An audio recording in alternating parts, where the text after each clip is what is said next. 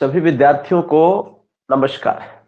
आज की क्लास में हम लोग सहायक आचार्य का जीके जीएस वाला जो पोर्शन जो 1 to 5 6 to 8 दोनों में है उस पर हम लोग बात कर रहे हैं, उसी को कंटिन्यू इस क्लास में अभी कर रहे हैं। इसके बाद फिर बाकी आगे की बात बताएंगे। तो अब जो कल हम लोग पढ़ रहे थे ज्योग्राफी वाला जो पोर्शन है बड़ा महत्वपूर्ण पोर्शन है। तो कुछ जो पढ़ाई किए थे उसका कुछ क्वेश्चन आंसर करने का प्रयास करेंगे और आपका इसमें रिदम पकड़ाएंगे, देखेंगे कि आप पहले वाला कुछ रिकॉल कर पा रहे हैं कि नहीं, और उसके बाद फिर आगे की बात बताएंगे। फटाफट आप लोग जुड़ जाइए जल्दी से, क्योंकि कुछ क्वेश्चन आंसर आपको करवाना चाह रहे हैं। तो आप बताएंगे। हमारे पास यहाँ पहला प्रश्न आपके सामने, पहला प्रश्न ये है कि प्रश्न आप लोग देख रहे होंगे।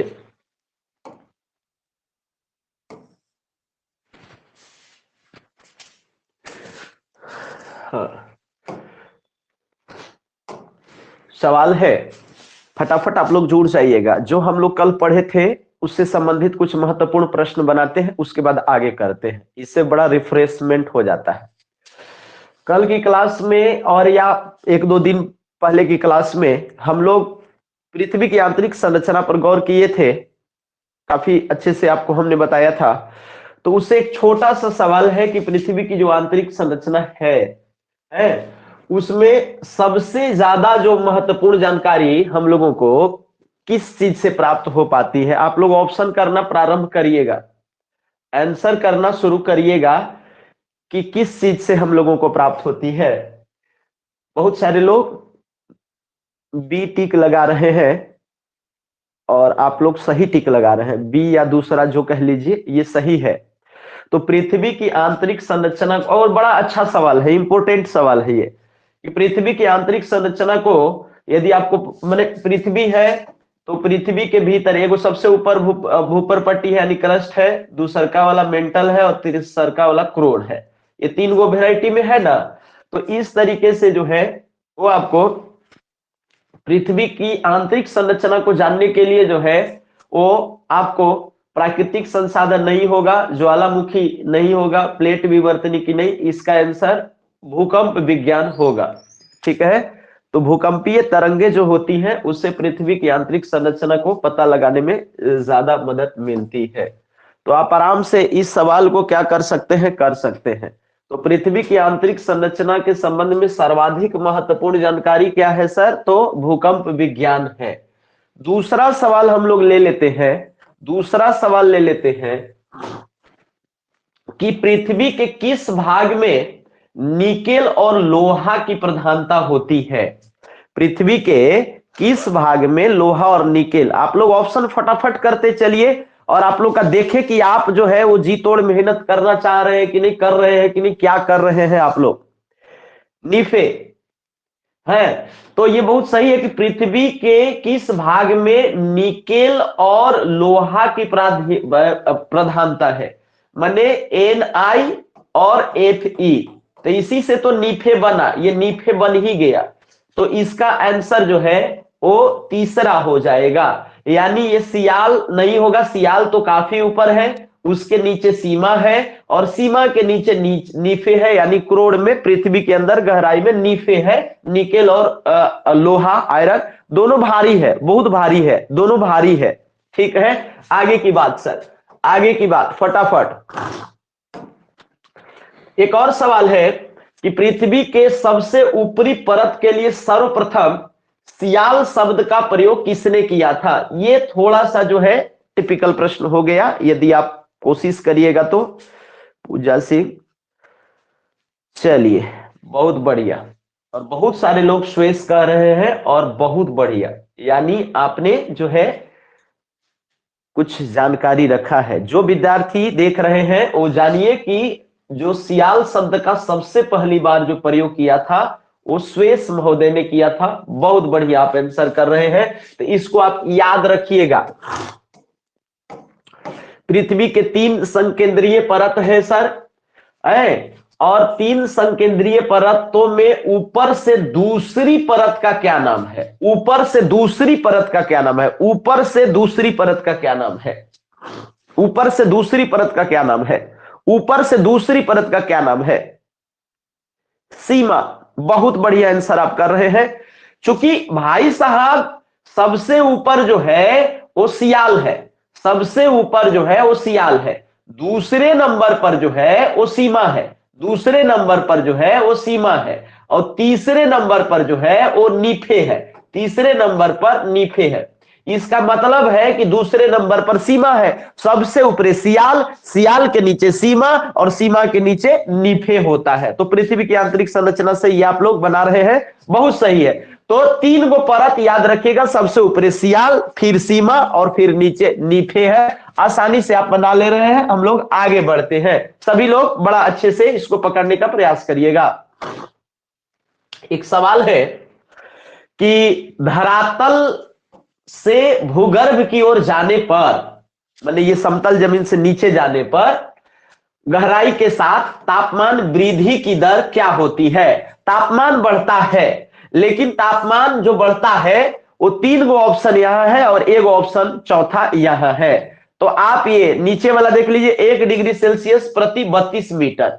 चौथा देख लीजिए, तीसरा देख लीजिए, 1 डिग्री सेल्सियस प्रति 132 मीटर, 1 डिग्री सेल्सियस प्रति 165 फीट, 1 डिग्री सेल्सियस प्रति 165 मीटर।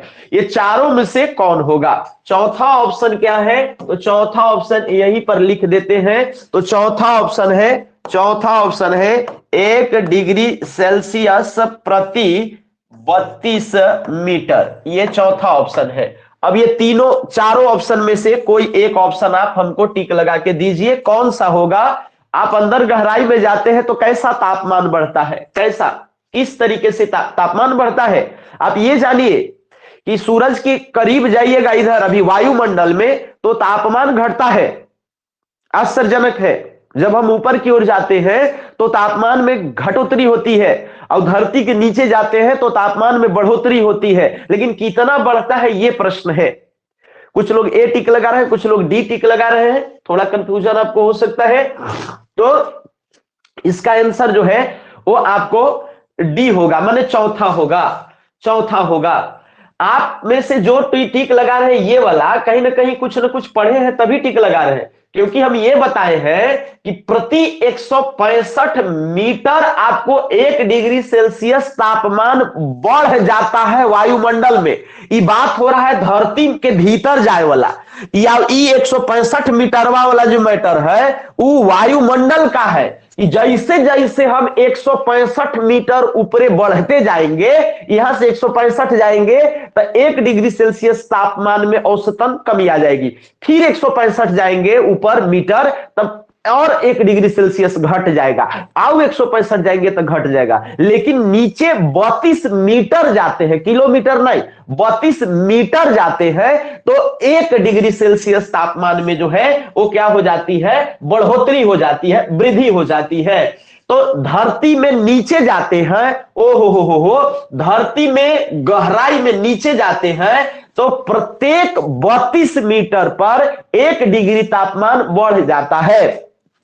धरती के नीचे जाते हैं तो प्रत्येक 32 मीटर पर 1 डिग्री तापमान सेल्सियस में बढ़ जाता है। लेकिन वायुमंडल में ऊपरे जाते हैं तो 1 डिग्री सेल्सियस तापमान जो है वो क्या होगा? घट जाएगा। ये कब? जब 165 मीटर आप जाइएगा, कितना? 165 मीटर। वायुमंडल में जाना है तो 165 मीटर, धरती में जाना है तो 32 मीटर, तब 1 डिग्री सेल्सियस में अंतर आएगा। वायुमंडल में घटेगा तापमान और धरती के भीतरे घटे ये बढ़ेगा।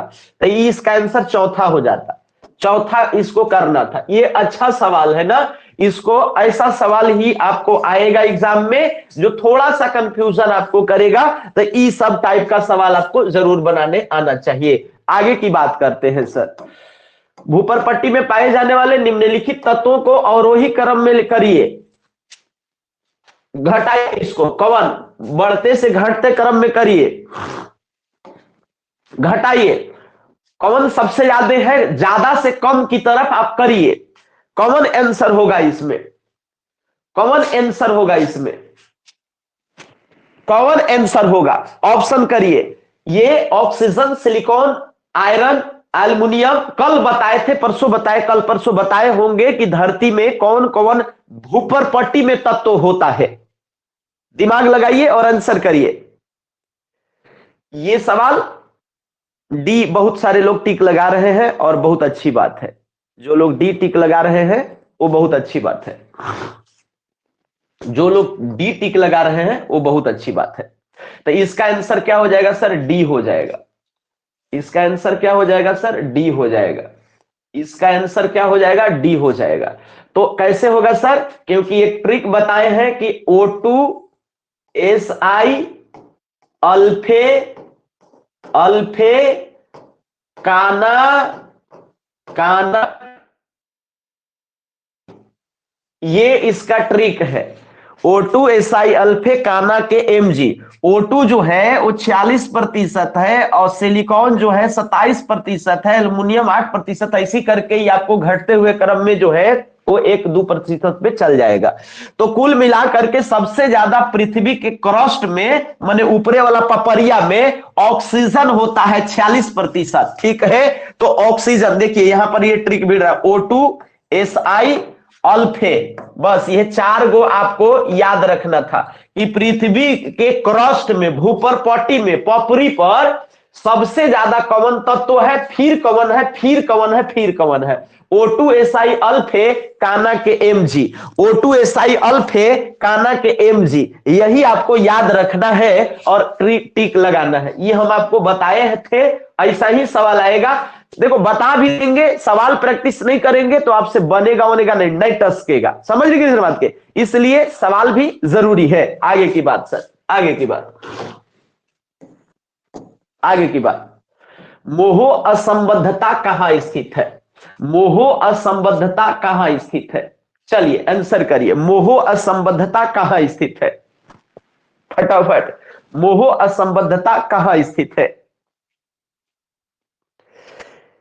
ये आप लोग बहुत सारे टिक लगा रहे हैं और सही भी है। मोहो असंबद्धता जो है वो आपको क्रस्ट और मेंटल के बीच में है। यानी ये वाला यदि क्रस्ट है और यदि दूसरा यदि बीच में, यदि मान लीजिए कि ये मेंटल हो गया, तो क्रस्ट और मेंटल के बीच का जो इलाका है सर, क्रस्ट और मेंटल के बीच का, समझ के ना, तो ये जो आपको बॉर्डर पड़ेगा, ये आपको इसको मोहो कह देंगे। क्या कहेंगे सर? मोहो। तो क्रस्ट और मेंटल के बीच का जो है वो क्या हो जाएगा? मोहो हो जाएगा। हम आपको इसको भी ट्रिक से बता चुके हैं, पिछली क्लास में देखे होंगे तो बहुत अच्छी बात है। ठीक बात है, क्लियर? आगे बढ़ा जाए। मोह संबद्धता। नेक्स्ट सवाल, नेक्स्ट सवाल, निम्नलिखित में कौन सा, नेक्स्ट सवाल, निम्नलिखित में कौन सा बृहद वृत्त का उदाहरण है? दिमाग लगाइए और सवाल करिए। निम्नलिखित में कौन सा बृहद बृहद वृत्त का उदाहरण है? कर्क रेखा, मकर रेखा, भूमध्य रेखा, आर्कटिक। एकदम बेसिक है, एकदम बेसिक। यदि क्लियर होगा बेसिक तो ठीक है, और नहीं बेसिक रहेगा तो गड़बड़ा जाइएगा। बहुत सारे लोग जो है उसी टिक लगा रहे हैं, यानी तीसरा में टिक लगा रहे हैं, और ये सही भी है, ये सही भी है।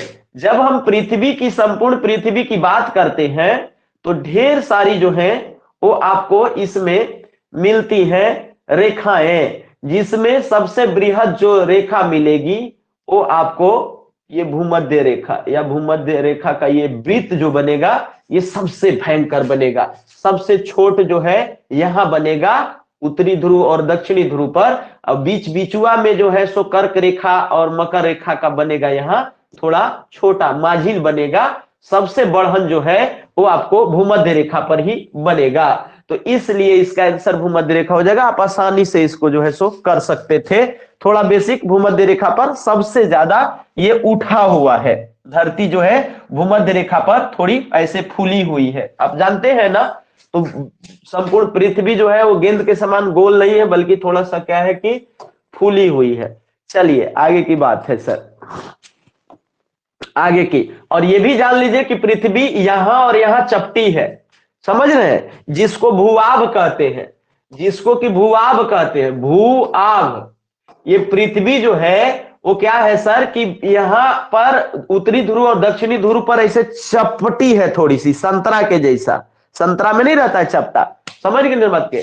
चलिए, तो ये सवाल का थोड़ा आप लोग करिए कि प्रधान मध्याह्न रेखा किस स्थान से होकर गुजरती है। प्रधान मध्याह्न रेखा किस स्थान से होकर गुजरती है, ऐसा ही कुछ सवाल आपके एग्जाम में आने वाला है। प्रधान मध्याह्न रेखा किस जगह से गुजरती है, फटाफट कर लीजिए। कुछ लोग एक कर रहे हैं, कुछ लोग सी कर रहे हैं। ग्रीनलैंड नहीं होगा ना, समझ रहे बात के। इलाहाबाद तो नहीं होगा, सिडनी नहीं होगा, ऑस्ट्रेलिया में है, समझ रहे ग्रीन बात के। ग्रीनलैंड का कहानी अलग है, इलाहाबाद तो भारत में है। ग्रीनविच जो है वो आपको इंग्लैंड में है। कहां है सर, इंग्लैंड में है, इंग्लैंड में। और इसी का एक आपको ये ग्रीनविच शहर है, एक्चुअल में वहीं पर एक पंचायती बैठल था और बैठ करके लोग चर्चा कर रहे थे, और वहीं उसी शहर को जो है वो चुन लिया गया। उस समय इंग्लैंड का सूरज कहीं कभी डूबता नहीं था, संसार में उसका राज था, इसलिए इंग्लैंड को ही आधार बना करके एक रेखा बस काल्पनिक मान लिया गया था, समझने के लिए। इसी को जो है सो प्रधान मध्याह्न रेखा कहा जाता है। ये टाइम का जो है वो मानक रेखा माना गया है। उसके पूरब में जाने पर और पश्चिम में जाने पर एक दिन जनमत के ना, उस तरीके से जो है एक दिन नहीं, उसके पूरा पश्चिम में नहीं, लेकिन ये जो है प्रधान मध्याह्न रेखा जो है वो कहां से गुजरेगा सर, ग्रीनविच से गुजरेगा। चलिए आगे सर, प्रधान मध्याह्न रेखा मने कौची 0 डिग्री, मने कहा ग्रीनविच। चलिए कर्क रेखा कहां से गुजरती है, कर्क रेखा एगो सवाल इस तरीके का है। कर्क रेखा तीसरा देश और चीन ऑप्शन है, तो हम एक के साथ लिख दे रहे हैं। तो कर्क रेखा कहां से गुजरती है, समझ रहे हैं। तो हम एक ऑप्शन है तीसरा बांग्लादेश, थोड़ा सा इधर उधर हो गया, बांग्लादेश, और एक चौथा ऑप्शन है चीन। अब आप टिक लगाइए कि कर्क कहां से नहीं गुजरती है। एक जनरल नॉलेज का सवाल हो गया, दिमाग लगाने वाला, थोड़ा सा भी मैप बुझाता है कि नहीं वो सवाल है, थोड़ा सा भी मैप समझ में आता है कि नहीं वो सवाल है। तो बहुत लोग बी टिक लगा रहे हैं कि हाँ, तो बहुत सही है।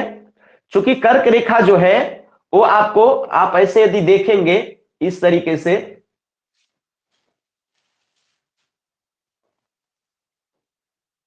यदि आप इस तरीके से समझने का प्रयास करते हैं,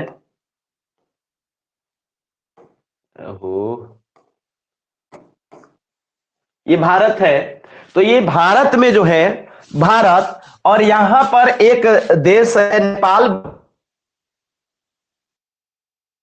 नेपाल है यहाँ पर। तो और पर जो है वो इधर म्यांमार है, ठीक है, बर्मा उधर थोड़ा नहीं दिख रहा होगा है।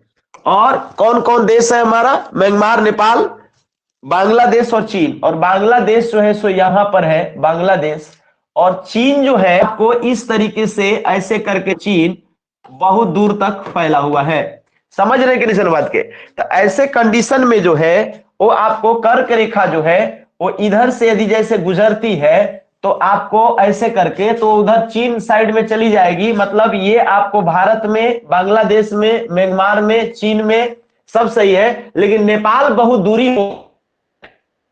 नहीं है। तो इस तरीके से जो है इसका आंसर आप नेपाल करिएगा, थोड़ा मैपिंग का आइडिया रहेगा तो आप कर सकते थे। आगे का सवाल बनाते हैं सर, आगे का सवाल, भूमध्य रेखा निम्नलिखित में से किस देश से होकर नहीं गुजरती है। भूमध्य रेखा निम्नलिखित में से किस देश से होकर नहीं गुजरती है। भूमध्य रेखा निम्नलिखित में से किस देश से होकर नहीं गुजरती है। दिमाग लगाना है और इसको बनाना है। इसको हम आपको होमवर्क देते हैं, आपको खोज करके आना है। सभी लोगों के लिए होमवर्क है, आपको भूमध्य रेखा जिस दुनिया के जिस देश से गुजरती है उसका एक लिस्ट बनाना है, मैप में देख करके। यहां से सवाल आने की संभावना होती है, आपको होमवर्क देते हैं, आप जरूर खोज करके रखिएगा कि कौन कौन देश से गुजरता है, नहीं गुजरता है, कौन भूमध्य रेखा। आगे की बात है सर, अंतरराष्ट्रीय दिनांक रेखा कहां से होकर गुजरती है, या अंतरराष्ट्रीय तिथि रेखा भी आप कह सकते हैं। तो एक सवाल है, अंतरराष्ट्रीय तिथि रेखा जो है वो कहां कहां से होकर गुजरती है। अंतरराष्ट्रीय तिथि रेखा मैंने कहां कहां से नहीं, कहां से होकर गुजरती है, ऑप्शन करिए जल्दी से। ए मतलब अंतरराष्ट्रीय तिथि रेखा किसको बोलेंगे सर? जल्दी टिक लगाइए। कुछ लोग बी कह रहे हैं, कुछ लोग ए कह रहे हैं, कुछ लोग ए कह रहे हैं, कुछ लोग बी कह रहे हैं।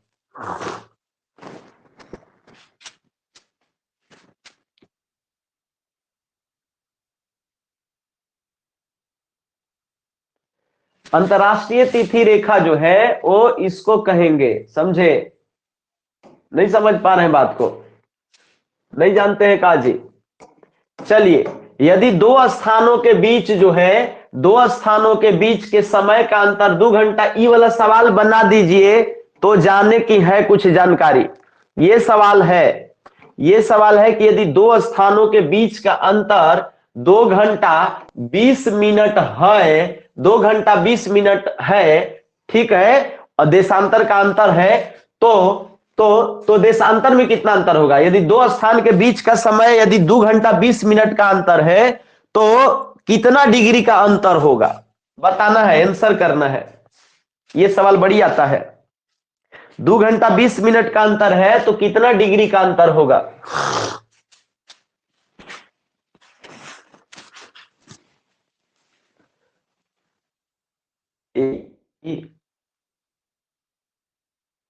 ए डी, कुछ लोग 30 भी कह रहे हैं, कुछ लोग 35 भी कह रहे हैं, कुछ लोग 45 भी कह रहे हैं। दो स्थानों के बीच की दूरी, चलिए समझिएगा, बात समझिएगा। ई जैसे धरती है, तो धरती है ना, तो ई आपको धरती में ई वाला जैसन कावा जे रहता है इसको देशांतर कहते हैं। ऐसा कावा जे लाइनिया रहता है एक देशांतर कहते हैं। एकरे से समय देखल जाता है, एकरे से कौची देखल जाता है? समय देखल जाता है, ठीक। अब दो देशांतर, जब देशांतर की संख्या तो काफी है, तो एक साथ हम नहीं इसको पूरा संपूर्ण को लिख पाएंगे, लेकिन ये जान लीजिए, ये जान लीजिए, देशांतर जो है टोटल देशांतर ए दूगो देशांतर के बीच का जो टाइमिंग रहेगा, दूगो देशांतर के बीच का जो टाइमिंग रहेगा, दूगो देशांतर के बीच का जो टाइमिंग रहेगा, दूगो देशांतर के बीच का जो, इतना खाली जान लो कि 1 घंटा पार करने में, 1 घंटा पार करने में, 1 घंटा में, 1 घंटा में कई गो पार कर जाएगा? तो 1 घंटा में 15 गो पार करेगा। कई गो पार करेगा? 15 गो कार पार करेगा। तो 2 घंटा में कितना पार करेगा? तो 2 घंटा में 30 गो पार कर जाएगा। सूरज जो है वो 1 घंटा में 15 गो लाइन पार करेगा, तो 2 घंटा में 30 गो पार करेगा, और 20 मिनट में आउ कै गो पार करेगा? तो 20 मिनट में जो है वो आपको, चूंकि 4 मिनट में एगो पार करता है, 4 मिनट में एगो पार करता है। ए भाई, 4 मिनट में एक पार करेगा, एगो पार करेगा, 4 मिनट में एगो पार करेगा, तब ना 60 मिनट में 15 गो पार करेगा जी। 60 मिनट में 15 गो पार करेगा, 15 गो लाइन पार करेगा। नहीं समझ रहे? फिर से समझ लीजिए, ई वाला खाली याद रखिए, ई मिनटवा वाला कम से कम याद रखिए कि 4 मिनट में एगो लाइन सूरज पार करता है, 4 मिनट में एगो पार करता है लाइन। कईगो पार? ओहो हो, 4 मिनट में एगो लाइन पार करता है, तो 60 मिनट में कईगो पार करेगा? 60 मिनट में 1 घंटा ना हुआ, 4 मिनट एगो लाइन पार कर जाएगा 4 मिनट में, तो 60 मिनट में कईगो पार करेगा? बताओ। अरे 4 मिनट में एगो पार किया तो 60 मिनट में कईगो पार कर जाएगा? 15 गो पार करेगा ना, 15 चुके 60। दिमाग लगाइए, 4 मिनट में एगो, तो 60 मिनट में कईगो पार करेगा? 15 गो लाइन नहीं पार कर जाएगा? 15 गो लाइन पार कर जाएगा। ये फॉर्मूला से बन जाएगा। तो 2 घंटा 20 मिनट का निकालना है, तो 1 घंटा में कईगो पार करता है? 15 गो। तो 2 घंटा में कईगो पार करा दिया? तो 2 घंटा में 30 गो पार करा दिया। अब 20 मिनट का निकाल लेंगे, तो 4 मिनट में एगो पार करता है, तो 20 मिनट में 5 गो पार करेगा, तो 30 गो लाइन एने और 30 गो लाइन एने, 30 गो ही हो गया, अरे 2 घंटा में 30 को पार किया और 20 मिनट में 5 को पार करेगा तो टोटल 35 गो लाइन पार करेगा। कै गो लाइन पार करेगा? 35 गो। तो 35 डिग्री के अंतर रहेगा मेरे भाई। 2 घंटा 20 मिनट का अंतर है तो 35 डिग्री का अंतर होगा। 2 घंटा 20 मिनट का अंतर है तो 35 डिग्री का अंतर होगा। 2 घंटा 20 मिनट का अंतर है तो 35 डिग्री का अंतर होगा। नहीं समझे? नहीं समझे? 360 गो पूरा देशांतर रेखा, 360 गो आहिस्ता आहिस्ता पार करता है। एगो लाइन से दूसर का लाइन में सूरज को पार करने में 4 मिनट लगता है। कितना टाइम लगता है? 4 मिनट। अब 4 मिनट करते करते 1 घंटा में 15 गो नहीं पार कर जाएगा? 4 गुना करेगा तो 60 नहीं हो जाएगा? नहीं बात के। तो 1 घंटा में 15 गो पार करेगा, 2 घंटा में 30 गो पार करेगा। नहीं समझ रहे? तो एक से दिमाग लगाना है। समझे? नहीं समझे? हाँ, बहुत बढ़िया, ठीक बात है। 4 मिनट में कै गो? एगो पार करेगा। तो 60 मिनट में कै गो पार करेगा? 15 गो पार करेगा। कै गो पार करेगा? 60 मिनट में 15 गो, माने 2 घंटा में 30 गो और 20 मिनट का निकाल लो, आराम से हो जाएगा। निकाल लीजिएगा ना? नहीं निकाल लीजिएगा?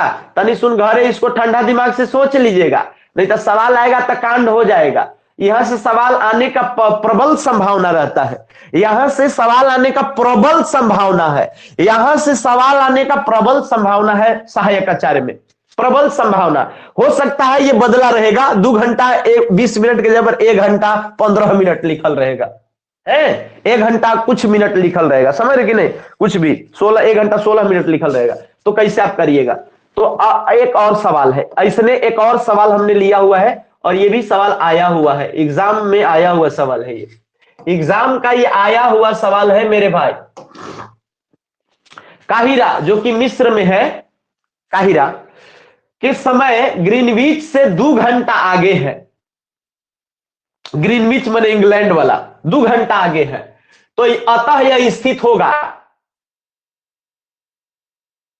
पूर्वे होगा कि पश्चिमे होगा, ये आपको टिक लगाना है। दिमाग लगाइए और आंसर करिए। काहिरा के समय ग्रीनविच से 2 घंटा अतः जो है यह स्थित है। इतना काहिरा, काहिरा अरे ग्रीनविच तो 0 पर है, ये है, लेकिन काहिरा 2 घंटा डिग्री पर होगा। 2 घंटा माने कई डिग्री? टिक लगा रहे हैं? हाँ, बहुत अच्छा, हाँ बहुत बढ़िया। कौची में रहेगा? 30, देखो 1 घंटा माने कौची? 1 घंटा माने 15 डिग्री।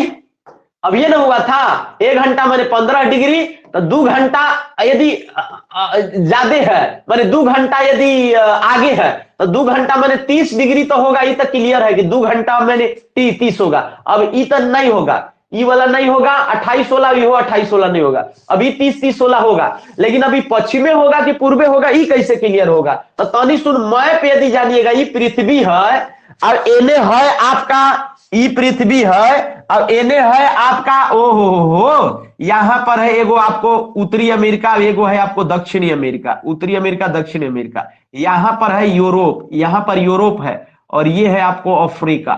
ये क्या है सर? अफ्रीका, अफ्रीका, अफ्रीका नहीं बन पा रहा है, अफ्रीका है।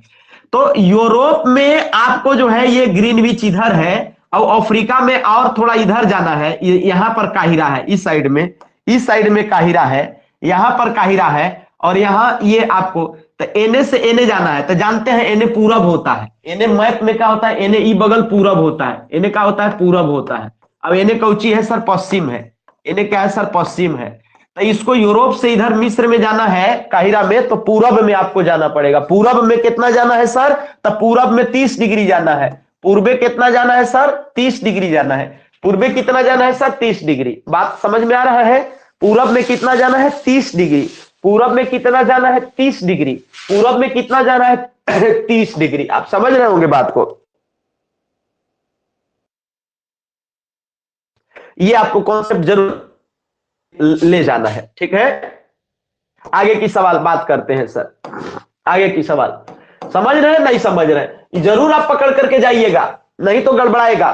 पृथ्वी के द्रव पदार्थों के से बने हुए को क्या कह सकते हैं? पहला आग्नेय है, और दूसरा और तीसरा और चौथी रूपांतरित, और इनमें से कोई नहीं है। बताओ, आग्नेय होगा, अवसादी होगा, रूपांतरित होगा, क्या होगा? पृथ्वी के द्रव का जो घनीभूत जो हुआ है मैग्मा लावा, वो आग्नेय कहलाएगा, अवसादी कहलाएगा, रूपांतरित। आप लोग मैक्सिमम लोग क्या टिक लगाते हैं? ए टिक लगा रहे हैं मैक्सिमम लोग, अच्छी बात है, पहल का टिक लगा रहे हैं।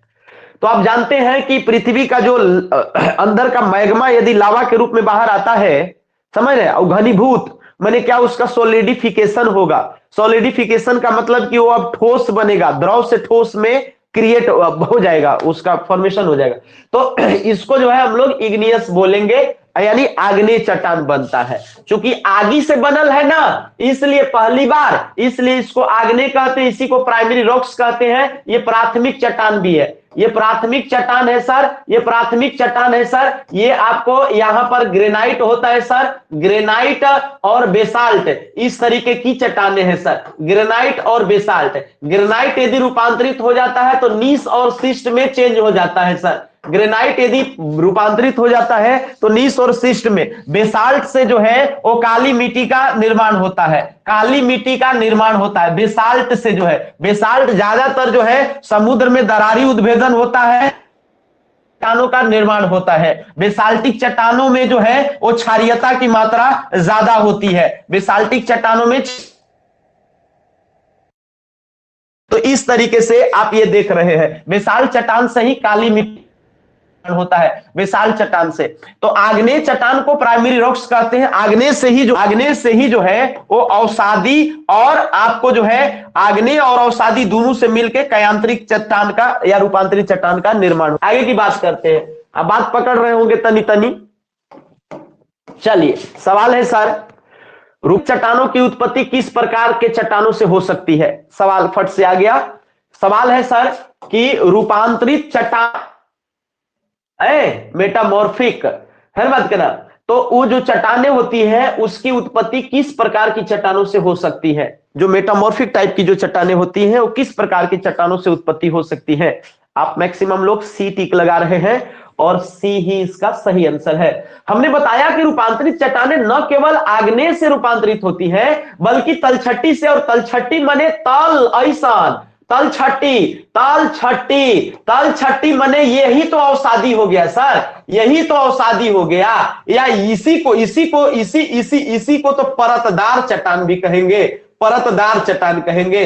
तो तलछटी मने वही हो गया अवसादी या परतदार चट्टान। तो आग्नेय चट्टान जो पहली, ओ हो, ये धरती है, धरती से पहला बार लावा निकला, आगी निकला, तो ये बन गया प्राइमरी रॉक्स, माने ये आग्नेय चट्टान है, ये आग्नेय चट्टान है। और यह आग्नेय पर आपको पानी बरसा, अभी गर्म हुआ ठंडा हुआ, गर्म हुआ ठंडा हुआ, चिटक फटक करके जो है ये आपको टूट फूट गया और इसके बाद जो है अवसाद के रूप में चेंज हो गया, तो इसको अवसादी चट्टान कहेंगे। दूसरी बेर ये बन गया तो इसको अवसादी चट्टान कहेंगे। तलछट्टी भी तल में इसे जमा होकर बना, तलछट्टी कह देंगे। परत दर परत बना, इसलिए दूसर का इसको परतदार चट्टान भी कह देंगे। क्या आग्नेय के ना, ये अग्नेवा जो टूट फूट करके बनता है उसको अवसादी, परतदार या तलछट्टी कहते हैं। तो ये आग्नेय और तलछट्टी दोनों जो है ताप दाब के कारण जो है विभिन्न प्रकार की भौतिक रासायनिक प्रक्रियाओं के कारण जो है लाखों करोड़ों साल में जो है यही आग्नेय और तलछट्टी जो है ये रूपांतरित होकर के रूपांतरित चट्टान का रूप धारण करेगा। समझ रहे कि समझ गए? जैसे आपको चूना पत्थर जो है संगमरमर में बदल जाता है, जैसे ग्रेनाइट जो है नीस में बदल जाता है, शिस्ट में बदल जाता है। चलिए आगे की बात है सर, आगे की बात है, निम्नलिखित में कौन सा रूपांतरित चट्टान नहीं है? कॉमन आपको लग रहा है कि रूपांतरित नहीं है, मैंने तीसरका टाइप वाला नहीं है, आंसर करिए। कॉमन जो है रूपांतरित चट्टान नहीं लग रहा है आपको, जल्दी से टिक लगाइए।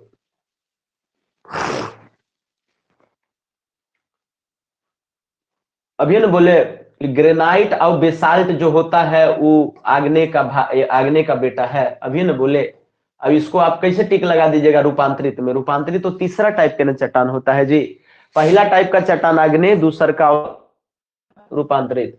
तो रूपांतरित कॉमन नहीं है पूछ रहा है। मान लो तुम स्लेट स्फटिक संगमरमर नहीं जानते हो, मान लो नहीं जानते हो, ग्रेनाइट तो तुम जानते थे ना, तो ग्रेनाइट नहीं है, इसको तो चिन्हनीय न लेना है। ग्रेनाइट तो आग्नेय चट्टान है। ग्रेनाइट वह जो किचन में लगावल जाता है, वह जो सीढ़ी में लगावल जाता है, वह जो आपको पहाड़ पर अगल बगल में आप देखते होंगे झारखंड में, वह ना ग्रेनाइट है। अब आप विंध्याचल पर्वत साइड में, विंध्याचल श्रेणी में जाइएगा, उधर उत्तर प्रदेश सोनभद्र साइड में, तो परतदार चट्टान मिलेगा। ऐसा लगेगा कि सिलवट पर सिलवट रखल है। कभी आप ट्रेन से जाइएगा तो देखिएगा कि घर भी आपको अजीबे झोपड़ी ओपड़ी टाइप का ऊपर पत्थर डाल दिया है ऊपर घरवा पर, वो परतदार चट्टान है। अवसादी यानी दूसरा वाला। अब ये ग्रेनाइटवा पहला वाला, ग्रेनाइट बहुत कठोर होता है। अवसादी बालू पर बालू जम के, अवसाद पर अवसाद जम के हुआ है, परतदार चट्टान है वो अवसादी, दूसरा टाइप वाला है। और ताप दाब के कारण जो है वो आपको लाखों करोड़ों साल में संगमरमर बन सकता है, स्फटिक बन सकता है, स्लेट। ये तीनों कायांतरित या रूपांतरित चट्टान है। रूप जब अंतर आ जाता है रूप में तो इसको रूपांतरित कहेंगे, या काया में अंतर हो जाएगा तो इसको कायांतरित कहेंगे। तो कायांतरित और रूपांतरित एक ही टाइप का चट्टान है। कायांतरित मैंने एक आदमी के नाम है, मैंने एक चट्टान का नाम है। कायांतरित रूपांतरित, तो रूपांतरित चट्टान कौन नहीं है? ग्रेनाइट, बेसाल्ट वगैरह रूपांतरित चट्टान नहीं है। नेक्स्ट सवाल, कोयला प्रायः किस चट्टान में पाया जाता है? बनाइए तो, कोयला किस चट्टान में पावल जाएगा? कोयला किस चट्टान में प्रायः पाया जाता है? ऑप्शन करिए फटाफट। मैक्सिमम लोग बी टिक लगा रहे हैं और बी ही सही है। कोयला जो है वो आपको प्रायः किस चट्टान में पाया जाता है? तो कोयला जो है वो परतदार चट्टान में पाया जाता है, परिवर्तित चट्टान में नहीं। परिवर्तित में रूपांतरित हो गया तो इसमें नहीं पाया जाएगा। अजैव चट्टान, मारिए गोली। आग्नेय चट्टान में कोयला नहीं मिल सकता है। हम लोग के यहाँ भी आग्नेय चट्टान है झारखंड इस क्षेत्र में, लेकिन आग्नेय में नहीं मिलेगा। जब भी मिलेगा तो परतदार चट्टान में।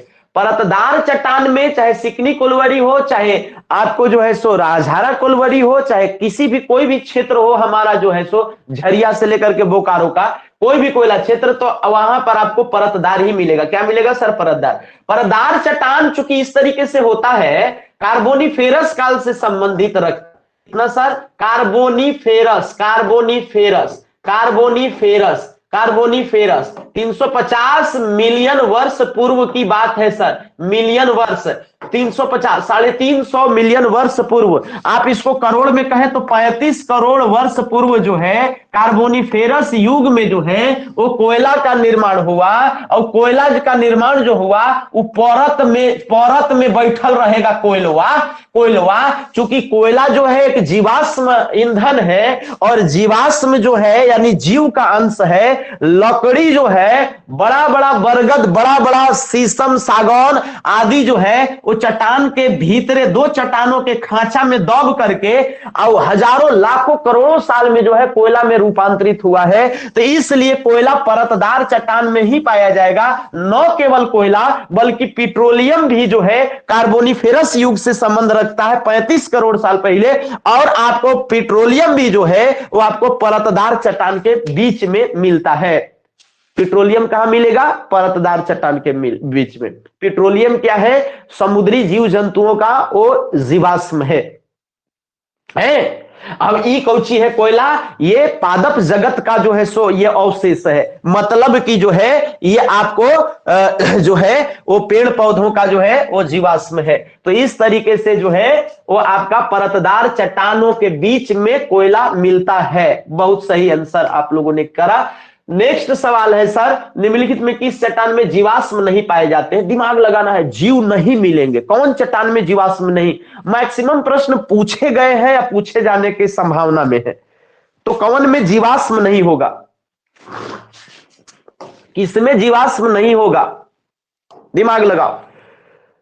यही सवाल आपको काम करेगा, यही सब सवाल आपको काम करेगा। आप लोग मैक्सिमम बी टिक लगा रहे हैं। निम्नलिखित में किस चट्टान में जीवाश्म नहीं है? तो बहुत सही आप टिक लगा रहे हैं सर, क्योंकि अवसादी में तो जीवाश्म रहबे करेगा। अभी न कहे कि अवसादी चाहे परतदार में कोयला रहता है। अवसादी मैंने परतदार, तो अवसादी चाहे परतदार ये ऐसे परत हो गया, अवसाद के परत है, तो एकरा में तो कोयला पेट्रोलियम रहबे करेगा। अब बलुआ पत्थर और चूना पत्थर ये दोनों अवसादी चट्टान ही है। बालू जम जम करके बलुआ पत्थर हो जाता है, चूना एक पर रखा रखा के चूना पत्थर हो जाता है। ये दोनों जो है वो अवसादी चट्टान सेडिमेंट्री रॉक्स के एग्जाम्पल हैं। ये सेडिमेंट्री रॉक्स है सर, ये सेडिमेंट्री रॉक्स है सर, दोनों बलुआ पत्थर और चूना पत्थर।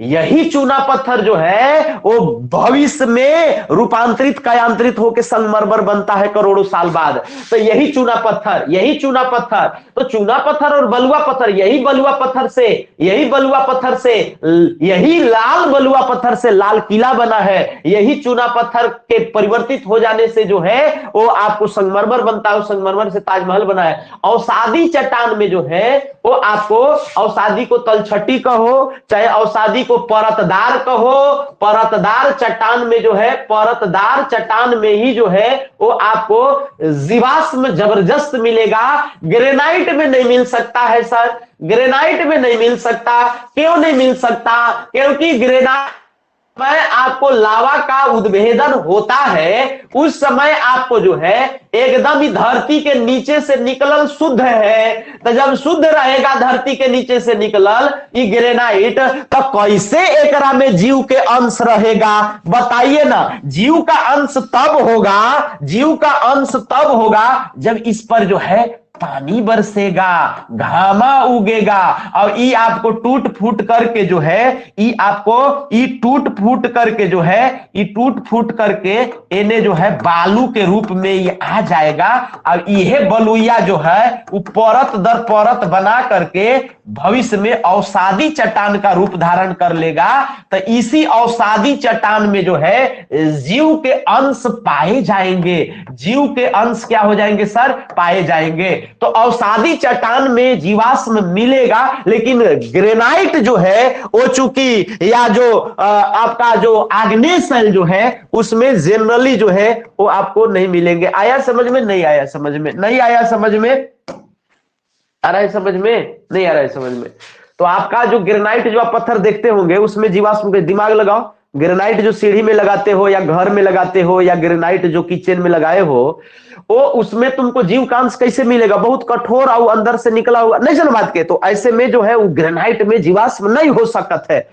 आपको किसमें? चूना पत्थर में मिलेगा। बालू, बालू में तो केकड़ा मिलेगा, बीछ मिलेगा, झिंगुर मिलेगा, चटपटाई मिलेगा, सब ना बालू पत्थर में मिलेगा। हो नहीं समझ बात के? चूना पत्थर में कैल्शियम कार्बोनेट वाला बहुत सारा चीज ओकरा में लटपटाई मिलेगा, नहीं समझ बात के? तो इस सब में तो मिलबे करेगा, और शादी में तो मिलबे करेगा। ग्रेनाइट फ्रेश चीज है, उसमें जीव के अंश नहीं मिल सकता। आगे की बात है सर, आगे की बात है। उम्मीद है यदि आप पिछली क्लास यदि एक दो लगातार किए होंगे तो मेरी पूरी बात समझ में आ रही होगी। नहीं किए होंगे तो शायद थोड़ा डिफिकल्ट होगा, क्योंकि थोड़ा हम स्पीड तो चल ही रहे, जरूरी भी है हमको, वो भी थोड़ा ही चल रहे हैं। धरातल के उतलाकार में जमा हुआ जो लावा है उसको क्या कहते हैं? समझ रहे बात के? धरातल के समीप उतलाकार लावा, समझ रहे कि सर बात के? क्या कहते हैं बताइएगा, बताइएगा, बताइएगा। 4 ऑप्शन है। धरातल के समीप जो उतलाकार है, कल पढ़ाए थे, नहीं पढ़िएगा ना, यदि पिछले वाला रिवीजन नहीं करिएगा, नहीं पढ़िएगा तो कांड हो जाएगा। कोई मतलब नहीं है मेरे से पढ़ने, पढ़िए उसको कंठस्थ मार लीजिए, तब ना काम बनेगा। क्या टिक लगा दे आप लोग ना? लोकोलिथ, बहुत अच्छी बात है। हमने आपको बताया था बैथोलिथ, लोकोलिथ, फेकोलिथ और सील और डाई। सर बात करना, बैथोलिथ जो जमीन के नीचे एकदम बैठल था, लोकोलिथ मैंने ऊपरे लोको, तो ये आपको जो है सो लोको ऊपरे आया, तो लोको पायलट के पास साइड मिरर के रूप में जो है उत्तल दर्पण होता है इस तरीके का, ठीक है? समझ गए नहीं मत के? अब फेकोलिथ, सर बात करना, फेकोलिथ इस तरीके का होता है, अवतल और उत्तल दोनों का रहता है। सील जो है वो आपको जो है सो, तो सील डाइक दोनों बता दिए। तो इस तरीके से लोकोलिथ जो है उतलाकार रहता है। क्या रहता है सर? उतलाकार रहता है। ये क्या है सर? लावा जो है ऐसा जम, अलग अलग वेराइटी के जमता है। बैथोलिथ, लोकोलिथ, लोपोलिथ, फेकोलिथ, सील डाइक, हम आपको पिछले क्लास में बताए। नेक्स्ट सवाल, निम्नलिखित में कौन सा रूपांतरित चट्टान है? जल्दी से टिक लगाना है। निम्नलिखित में कौन सा रूपांतरित चट्टान है? रूपांतरित चट्टान है, कौन सा है? मैक्सिमम लोग डी टिक लगा रहे हैं और ये सही भी है। रूपांतरित स्लेट है सर, जो स्लेट आप बच्चों को पढ़ाते हैं वो स्लेट रूपांतरित चट्टान है सर, कायांतरित है सर, वही स्लेट की बात हो रही है और कोई दूसरा स्लेट की नहीं। स्लेट रूपांतरित चट्टान है, तीसरे नंबर वाला है। अब उसमें जो बच्चा को जो आप खली चौक से जो लिखवाते थे, अब तो जमाना चला गया, समझ गए ना, वो जो है वो अवसादी चट्टान या परतदार चट्टान है। वो जो चूना चूना से लिखते हैं, चूना अवसादी चट्टान है। अब जिस स्लेट पर लिखा जाता है वो तीसरे नंबर का रूपांतरित चट्टान है, रूपांतरित चट्टान। ग्रेनाइट तो प्राथमिक है सर, फर्स्ट लेवल वाला प्राइमरी रॉक्स है। सील और डाइक जो है, अभी बताए कि सील, डाइक, लोकोलिथ, फेकोलिथ, ये रूपांतरित कायांतरित कैसे हो सकता है? ये तो प्राइमरी रॉक से है। अरे तो लावा अभी जम्बे किया है जैसे तैसे, अभी कहां इसका अपर्दन अपक्षयन निस्खलन हुआ है? कुछ नहीं हुआ है ना। तो ऐसे में सील, डाइक, ग्रेनाइट, बेसाल्ट वगैरह वगैरह जो है अभी सब जो है ये सब शुद्ध है, प्योर है, अभी इसका कुछ छेड़छाड़ इसमें नहीं हुआ है। तो ये प्राइमरी रॉक्स है सभी, सबसे ये प्राइमरी रॉक्स है। ये हमको थर्ड वाला खोजना था, स्लेट। स्लेट कहीं से नहीं निकलता है, लावा से स्लेट नहीं निकलता है, ये तीसरे नंबर का है, समझना बात करना। तो इस तरीके से जो है वो आपको स्लेट जो है वो रूपांतरित चट्टान का एग्जाम्पल है। ये सवाल भी आया हुआ है एग्जाम में। आप मैक्सिमम सवाल बना ले रहे हैं क्योंकि कॉन्सेप्ट क्लियर हो गया, और कॉन्सेप्ट क्लियर है तो आप जरूर बना लीजिएगा। ये सारा सवाल आप यकीन मानिए लगभग एग्जाम में आया हुआ सवाल है, एग्जाम में कहीं ना कहीं। तरल पदार्थ से होकर ना गुजर सकने वाली भूकंपीय लहर कौन सी होती है? लिक्विड में वो नहीं गुजर सकता है, कौन सा इसका ऑप्शन होगा? बताते चलिए। आप बी टिक लगा रहे हैं और बी जो है वो सही भी है, पूजा शुक्ला बी और एस कह भी रही है, बहुत सही है। क्योंकि जब ये पृथ्वी में जो है, आप ध्यान से समझिएगा, पृथ्वी में जो है, पृथ्वी में वो आपको एगो तो ये परत, अब एगो आपको ये तो क्रोड़ हो गया सर, नीचे ये क्रोड़ हो गया। क्रोड़ भी आपको दो टाइप का है सर, क्रोड़ भी आपको दो टाइप का है, एक आउटर क्रोड़ और दूसरा जो है इनर क्रोड़। ध्यान से समझेंगे सर, तो ये ध्यान दीजिएगा, समझ रहे हैं? तो इस तरीके से जो है वो सबसे ऊपर वाला जो है, सबसे ऊपर वाला जो है वो क्या हो गया सर? ये क्रस्ट हो गया। ध्यान थोड़ा सा समझ लीजिएगा, ये क्रस्ट हो गया सर, मैंने भूपर पट्टी। अब ये जो बीच वाला है सर, ये आपको मेंटल है सर। ये क्या है सर? मेंटल यानी प्रवार है सर। अब ये जो देख रहे हैं बुलुका और कला का, ये बुलुका जो है सो सर ये अपर क्रोड़ है सर, माने ऊपरी क्रोड़ है सर, ऊपरी क्रोड़ है। आओ आपको जो ये जो कालाका वाला जो है सो सर, कालाका वाला ये सर आपको निचला क्रोड़ है सर, निचला क्रोड़ है सर। क्या है? निचला क्रोड़ है। अब आपको ये समझना होगा कि ऊपरा और निचला क्रोड़ इंपोर्टेंट क्यों है? क्योंकि निचला क्रोड़ एकदम ठोस है सर, ये करीबा जो है वो कौची है? एकदम ठोस है सर। निचला क्रोड़ ठोस है, वैज्ञानिकों ने ये माना है। ऊपरी सॉरी ऊपरी क्रोड़ जो है बुलुका वाला, ये आपका लिक्विड फॉर्म में है। ये कैसे पता लगा? क्योंकि हमारे पास भूकंपीय तरंग वह साक्ष्य है जो धरती के अंदर के मटेरियल को समझने का जो है सो काम आता है। तो भूकंपीय तरंग समझ रहे बात के? तो एगो तरंग है पी, एगो तरंग है एस, अब एगो तरंग है एल। तो अभी सवाल हो रहा था कि पृथ्वी की आंतरिक संरचना को समझने में सर्वाधिक कारगर कौन है? तो भूकंपीय तरंगे सर्वाधिक कारगर है, एक सवाल तो ये बनता है। लेकिन इसमें भी सबसे ज्यादा जो रोल है वो एस तरंग का है। एस तरंग जो है इसकी विशेषता है कि ये जो है वो द्रव में या गैस में नहीं गुजरती है, गुजर सकती है। ये जब भी गुजरेगी एस तरंगे तो ठोस में गुजरेंगे। आपको दिमाग लगाना है, तनी सुन करिएगा, तनी सुन समझने का प्रयास करिएगा कि जैसे मान लिया जाए कि इधर से भूकंप का ये उद्गम स्थल है। अब ये आपको इधर से एगो तरंग गया, तो ई पी एल है, ये एल है। एस तरंग जो है इधर से गुजर, लेकिन आपको एस तरंग आप पी को छोड़िए, आप सब एस है, मान के चलिए पियर का सब एस है, एस यहां पहुंच गया, एस यहां पहुंचा, यहां पहुंचा, यहां पहुंचा, एने पहुंचा, एने पहुंचा, एस यहां से यहां पहुंचा, लेकिन यहां नहीं पहुंचा, यहां गड़बड़ा गया। मतलब इसको तो यहां एने पहुंचा, आओ नहीं, अब एने कन्हू नहीं पहुंचा, एने नहीं पहुंच पाया, मतलब यहां से एने रोका गया। मतलब कि ई आपको कुछ ना कुछ या तो ब्लू का द्रव हो सकता है या तो गैस, क्योंकि एस द्रव और गैस में नहीं चल सकता है। ई पियर का जो है सब एस तरंग है, एस, और एस जो है वो आपको द्रव और गैस में नहीं चल सकता है, तबे ना ई आपको चाहे ब्लू का द्रव होगा चाहे गैस होगा, तबे ना एने बगल नहीं मिला हमको। तो ई सर गैस काहे नहीं होगा सर, ये द्रव्य काहे होगा ब्लू का, क्योंकि धरती की इतनी गहराई में कोई भी दुनिया का तत्व पदार्थ गैसीय अवस्था में नहीं हो सकता। वैज्ञानिकों का कहना है वो लिक्विड फॉर्म में उसको बन ही जाना है, वो आपको वो लिक्विड फॉर्म में बदल जाएगा उतने प्रेशर के कारण। तो इसलिए जो है वैज्ञानिकों का भरपूर अनुमान है कि भीतर जाके देखेगा, लगभग 5000 नीचे जो है 100 किलोमीटर के जाके देखेगा, अनुमाने ना लगाएगा।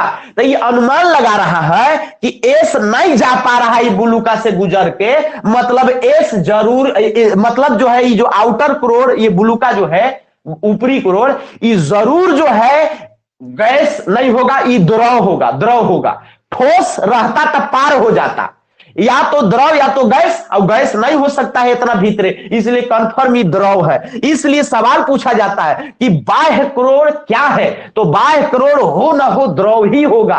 क्यों? क्योंकि एस तरंग यह बिला जाता है, और एस की विशेषता है कि या तो द्रव में या तो गैस में बिला जाता है, नहीं गुजरता है। आप बात को पकड़ रहे होंगे, हमको लग रहा है आगे हम लोग बढ़ेंगे। तो इस तरीके से एस तरंग आपको हमने बताया, आप समझ रहे होंगे। चलिए आगे की बात बता रहे हैं सर। विश्व में सर्वाधिक जागृत ज्वालामुखी कहां स्थित है, बताइए, दिमाग लगाइए, यह भी चर्चा हो चुका है। विश्व में सर्वाधिक जागृत ज्वालामुखी कहां हो सकता है?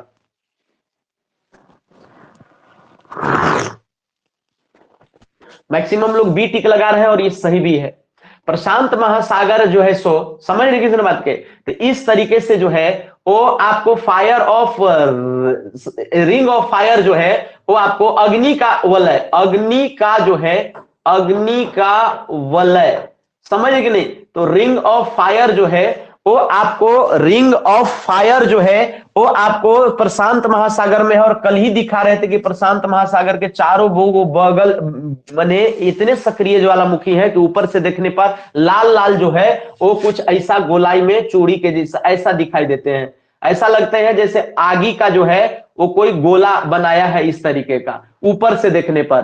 तो आपको जो है वो रिंग ऑफ फायर कहां है सर? तो रिंग ऑफ फायर प्रशांत महासागर में है, और यहीं पर विश्व के सर्वाधिक जो है सक्रिय ज्वालामुखी दिखाई देते हैं। सवाल बनाइए, स्ट्रोम्बोली किस प्रकार का ज्वालामुखी है?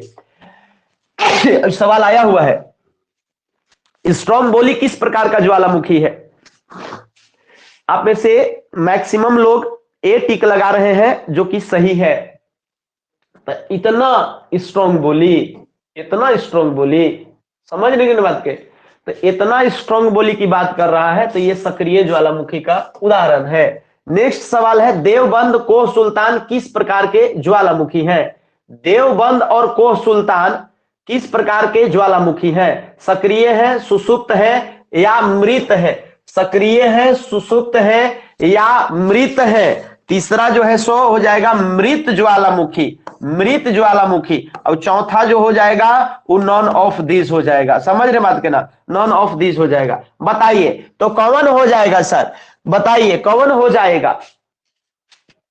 मैक्सिमम लोग टिक लगा रहे हैं, मैक्सिमम लोग क्या टिक लगा रहे हैं सर? सी टिक लगा रहे हैं। और जो है देवबंद को सुल्तान जो है वो आपको जो है वो सही है, खत्म हो गया। कल बता भी दिए थे कि सुल्तान जो है वो मर गया, सुल्तान जो है वो मर गया, सुल्तान जो है ईरान का सुल्तान मर गया। तो ईरान में है देवबंद को सुल्तान, ईरान में ज्वालामुखी है और ये मर गया। मतलब देवबंद को सुल्तान सुल्तान, ईरान का सुल्तान मर गया, तो सुल्तान जो है ईरान में है, ये आपको डेड जो है वो वोल्केनो का एग्जांपल आता है। चलिए, मतलब मृत ज्वालामुखी इसका सही होता। तीसरा आपको सही करना था। मोना लोआ किस प्रकार का ज्वालामुखी है? मोना लोआ किस प्रकार का ज्वालामुखी है? जल्दी से टिक लगाइए। ए, सक्रिय ज्वालामुखी। मान लो कि आई किल यू, मान लो कि क्या कि आई किल यू, मतलब किलायु और मोना लोआ दोनों जो थे वो आपको जो है वो सक्रिय ज्वालामुखी थे जो हवाईयन द्वीप से संबंधित रखते थे, हवाई द्वीप। समझ रहे कि नहीं सर बात के? मान देंगे तो ये सक्रिय ज्वालामुखी का है। किलीमंजारो जो है, किलीमंजारो वो आपको पर्वत निम्नलिखित में से किस महाद्वीप में स्थित है? चूंकि ज्वालामुखी पर्वत भी है, ये ज्वालामुखी भी है, किस कहां पर, किस कॉन्टिनेंट में पड़ता है? बताइए। मैक्सिमम लोग सी टिक लगा रहे हैं और ये सही भी है। अफ्रीका महाद्वीप में जो है, अफ्रीका महाद्वीप में जो है वो आपको किलीमंजारो है सर। और किलीमंजारो जो है, किलीमंजारो, किलीमंजारो वो विषुवत रेखा पर एकदम पड़ेगा। कौन पर पड़ेगा सर? विषुवत रेखा पर किलीमंजारो पड़ेगा। समझ रहे कि नहीं? विषुवत रेखा पर किलीमंजारो पड़ेगा और विषुवत रेखा पर होने के बावजूद ये बर्फ से ढका रहता है। आप सोचिए, दिमाग लगाइए, विषुवत रेखा पर जहां सूरज की रोशनी साल भर में 2 बार जो है वो सीधी चमकती है, बावजूद जो है, बावजूद जो है, बावजूद जो है 21 मार्च 23 सितंबर, समझ रहे किस बात के? इस तरीके से, लेकिन बावजूद जो है वो बर्फ से ये ढका रहता है क्योंकि ये अधिक ऊंचाई पर है। अब आप जानते हैं कि प्रत्येक 165 मीटर ऊंचा जाने पर 1 डिग्री सेल्सियस तापमान में कमी आ जाती है। या फिर आप कह सकते हैं कि 1 किलोमीटर ऊपरे गईला पर 6.5 डिग्री सेल्सियस तापमान में कमी आती है। 1 किलोमीटर ऊपरे गईला पर 6.5 डिग्री सेल्सियस तापमान में कमी आती है। 1 किलोमीटर ऊपर गईला पर 6.5 डिग्री सेल्सियस तापमान में कमी आती है, अथवा 165 मीटर तापमान में कमी आती है, बढ़ता नहीं है ऊपरे गईला पर। इसी प्रकार से किलीमंजारो इतना ऊंचा है कि ये आपको जो है ऊपर आप जाइएगा तो वहां बर्फ से ढक, मतलब कि 20 पर होने के बावजूद भी जहां गर्मी से मरना चाहिए था आदमी को, वो बर्फ से ढकल रहता है, क्योंकि ऊंचाई जो है वो बहुत जो है वो निर्धारित करता है, वो डिटरमाइन करता है ये को, क्या उसको बोलते, क्लाइमेट को। तो एक और सा है, विसुसियस किस देश का ज्वालामुखी है? टिक लगाइए। विसुसियस किस देश का ज्वालामुखी है? आंसर हो जाएगा इसका इटली, और बहुत सही है सर। इटली में आपको एक सिसिली द्वीप है सर, वहीं पर सिसिली, और सिसिली के बगल में लिपारी है सर। कल बात कर रहे थे इटली के, सिसिली के बगल में लिपारी। तो ये इटली कहां है सर? भूमध्य सागर में। कहां पर है सर? भूमध्य सागर में, भूमध्य सागर में। और इसको जो है यूरोप का भारत भी इटली को कहते हैं। आल्प्स जो है सो इटली में सो आल्प्स पर्वत का सर। बात समझ रहे नहीं समझ रहे बात के? तो विसुसियस पर्वत जो है ये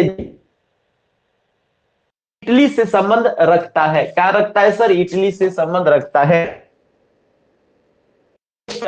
ज्वालामुखी के कप के आकार के मुंह को क्या कहते हैं? ज्वालामुखी के कप के आकार के मुंह को क्या कहते हैं? ज्वालामुखी के कप के को क्या कहते हैं? ज्वालामुखी के आकार के मुंह को क्या कहते हैं? के कप के आकार के मुंह को क्या कहते हैं? ज्वालामुखी के कप के आकार के मुंह को क्या कहते हैं? ज्वालामुखी के कप के आकार के मुंह को क्या कहते हैं? ये वाला मुहुआ के क्या कहते हैं? कुछ लोग ए, कुछ लोग डी टिक लगा रहे हैं। तो इसका आंसर क्रेटर होगा। इसका आंसर क्रेटर। अब हम बताए भी थे, ऐसा नहीं है कि नहीं बताए थे, आपको मैक्सिमम चीज बताए थे। आगे की हम आपको बताए हैं। ज्वालामुखी से ठोस, द्रव, गैस तीनों निकलते हैं। गैस में मिलके जो है, गैस गैस में विशेष करके जो है, गैस में विशेष करके जो है वो आपको 80 से 85% भाग जो है वो आपको जलवाष्प का होता है, जलवाष्प का होता है, जलवाष्प का होता है गैस में। बाकी ठोस और द्रव के रूप में मैग्मा निकलता है बाहर आके, उसको लावा बोला जाता है। मैग्मा को बाहर आने के बाद लावा बोला जाता है। बात समझे विद्यार्थीगण? क्वेश्चन हमारा खत्म हो गया, कुछ आगे की बात करेंगे।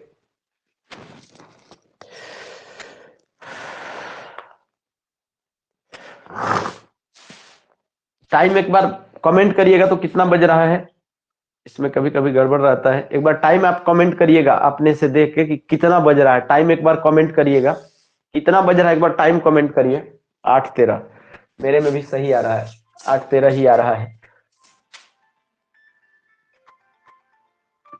हेलो जी, नमस्कार जी, बोलिए।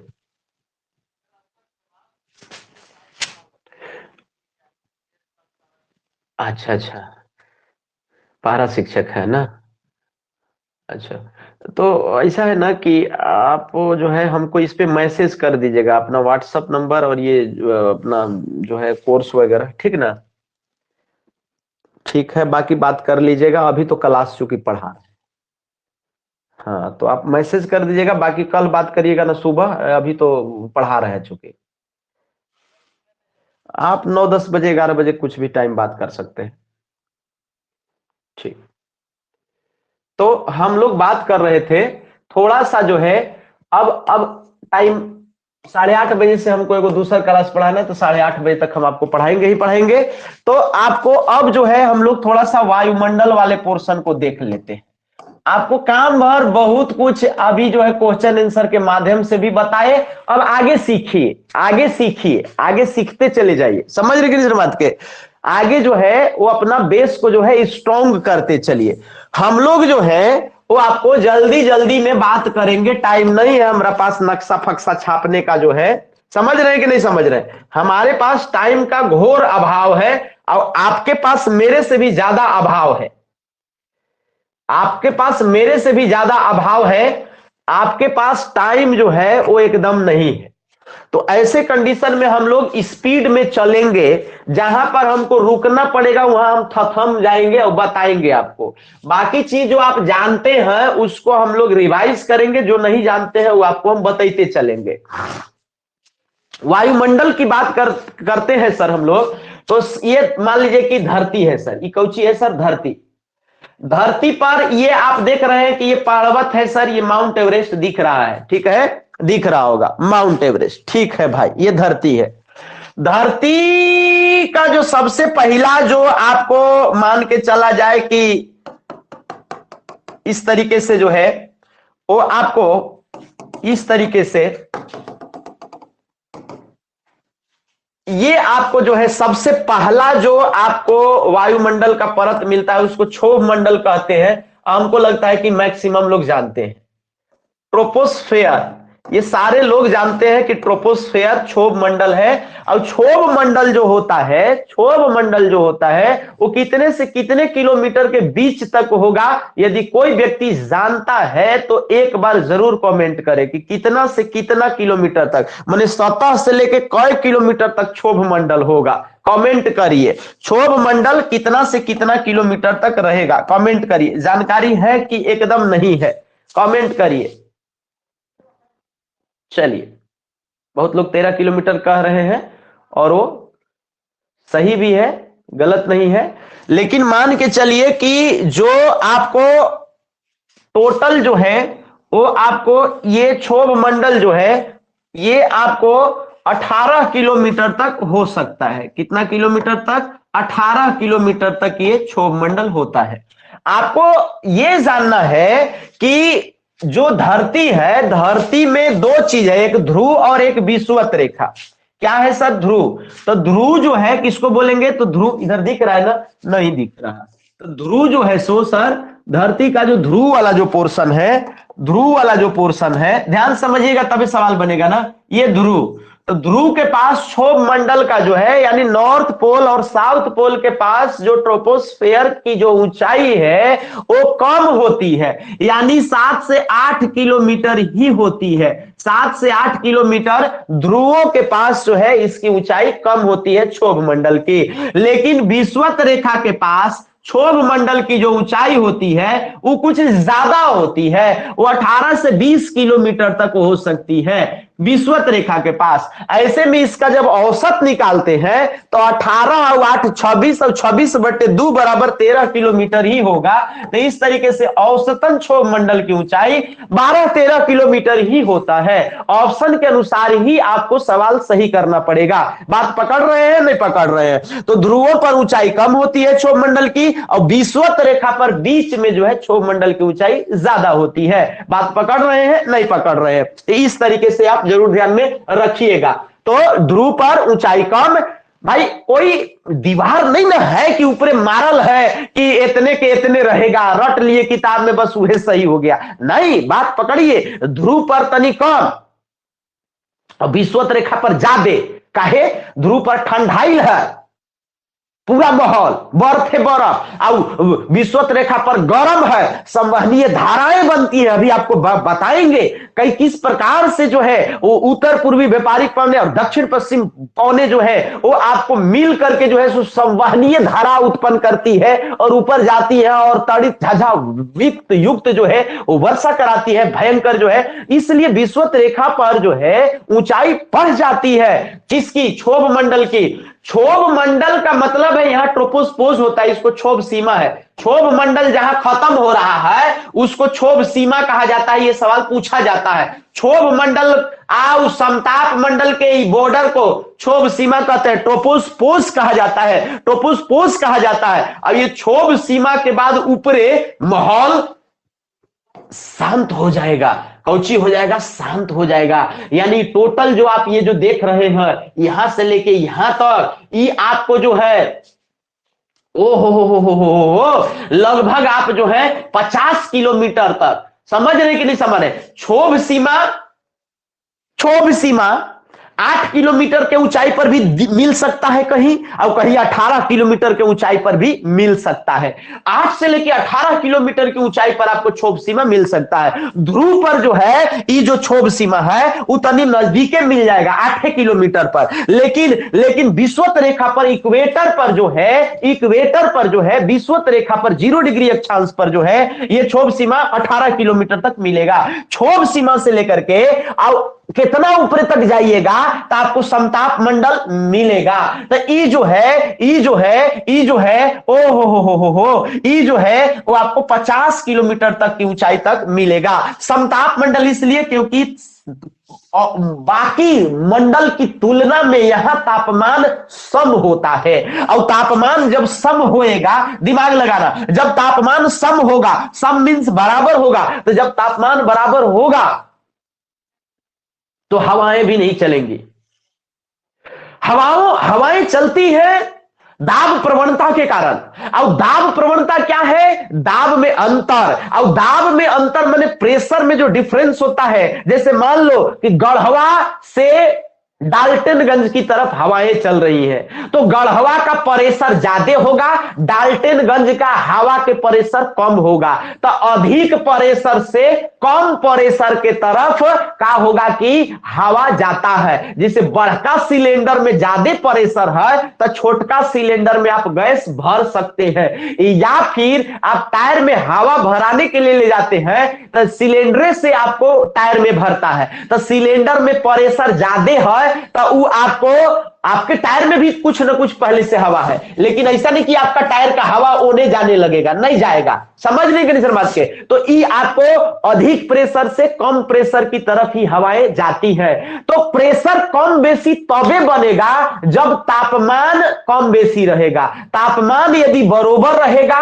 हर जगह के तो प्रेशर भी बराबर रहेगा, और प्रेशर हर जगह पे बराबर तो हवा चलबे नहीं करी। तो नहीं कहते कि आज पतइयो न खो डोलन, पत्तियां भी नहीं हिलती है यदि ईश्वर की कृपा से नहीं, मैंने ईश्वर की अनिच्छा के विरुद्ध पत्तियां भी नहीं डोलती है। सर बात कर, एक बात याद आ गया। एक आदमी हमको 3 दिन से भोरे भोरे गरिया रहा था, जब से हम व्हाट्सएप ग्रुप क्रिएट किए तब से एक आदमी हमको भोरे भोरे जो है सो गाली दे रहा था। तो मत कर, हम कहे कि भाई आप गाली क्यों देते हैं? तो कहा कि हमको काहे जोड़ा, तू ही बता। हम बोले कि भाई आप मैसेज किए होंगे, आप स्टूडेंट होंगे, हमने आपको जोड़ दिया। तो आप हम कौन स्टूडेंट है भाई, घोर कलयुग आ गया, स्टूडेंट? हम स्टूडेंट नहीं है हम तुम्हारे, हम ठेकेदार हैं। हम कहे भाई तो गलती से माफ करिए, हम आपको गलती से जोड़ दिए। होता है ना कि जैसे 86 के जगह पर 76 जोड़ा गया, एगो एगो मिस्टेक हो गया। वो हमको 3 दिन से गरिया रहा था, हम नहीं समझ पा रहे थे काहे हमको गरिया रहा है, समझ रहे नहीं। कभी कभी मिस्टेक हो जाता है तो बहुत समस्या, हम थोड़ा चिंतित के ना कि भाई काहे गरिया रहा है ये आदमी हमको। बाद में पता लगा कि वो ठेकेदार को हम गलती से जोड़ दिए हैं। तो इस तरीके से कभी कभी हो जाता है। बहरहाल अधिक प्रेशर से कम प्रेशर की तरफ हवा, भाई चूंकि तापमान यहां लगभग लगभग सम है, इसलिए हवा, इसलिए दबाव भी बराबर है, हर जगह के दबाव एक जैसा है, इसलिए हवाएं नहीं चलती है। और हवाएं नहीं चलती हैं तो हवाई जहाज चलता है, क्योंकि हवाई जहाज वहीं उड़ाया जा सकता है जहां पर जो है सो मौसम शांत हो। क्षोभ मंडल में हवाएं खूब चलती हैं, बादल खूब बनता है, ओस, कुहासा, कोहरा, मौसम संबंधी सभी घटनाएं क्षोभ मंडल में होती हैं। नहीं समझ रहे बात के? क्षोभ मंडल के ऊपर शांति है, शांति। तो ये समताप मंडल है। यहां पर हवाई जहाज अब जो देखे हैं आप, माने हवाई जहाज जैसे ऊपरे जाता, ऊपरे एक बाद उड़ता है, काहे? हम बचपन से सोचते आ रहे थे कि मान लीजिए कि बिल्डिंग से टकराने का या पेड़ पौधा से खतरा है, तो थोड़ा सा ऊपर, आधा तो ऊपर जाए, एकदम ऊपर कहां चल जाता, 5-7 किलोमीटर ऊपर।